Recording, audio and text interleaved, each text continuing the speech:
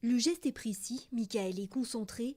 En quelques secondes, il vient de réaliser l'un des motifs qui lui a permis de devenir champion de France de latte art, une compétition à laquelle il participait pour la troisième fois. Les championnats se déroulent sur un tour préliminaire où on doit passer sur scène devant les juges et devant le public, réaliser donc 2 fripours latte, qui est la technique de verser simplement sans retoucher le lait dans le café. 2 designers latte, on mixe les 2 techniques de verser libre et on retouche avec des petits stylets. Et tout ça en 8 minutes. On atteint un nombre de points. La deuxième épreuve, c'est ce qui s'appelle le Art Bar, où là on n'est pas devant les juges.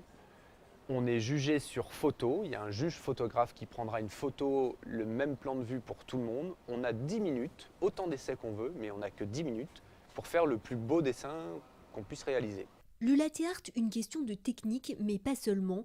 Pour Michael, l'étape essentielle est la réalisation de la mousse de lait. Ni trop liquide, ni trop épaisse, elle doit être onctueuse et assez élastique. C'est d'ailleurs l'un des critères pris en compte par le jury du championnat. S'il y a des grosses bulles, c'est une mauvaise mousse de lait. Il faut que ce soit le plus fin possible. Le contraste entre le blanc du lait et le marron du café, il ne faut pas que le dessin soit flou, qu'on ait de trop de couleurs marron clair.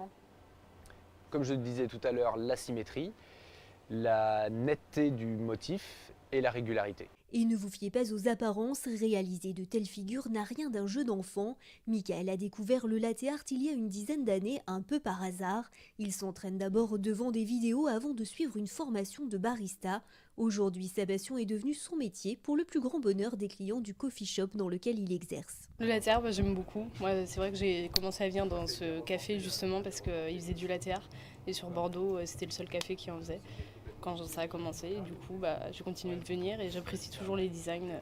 Étant passionnée par le café, justement, en regardant beaucoup de vidéos sur internet du latte art, je me suis commencé à venir et je trouve qu'il fait des designs magnifiques.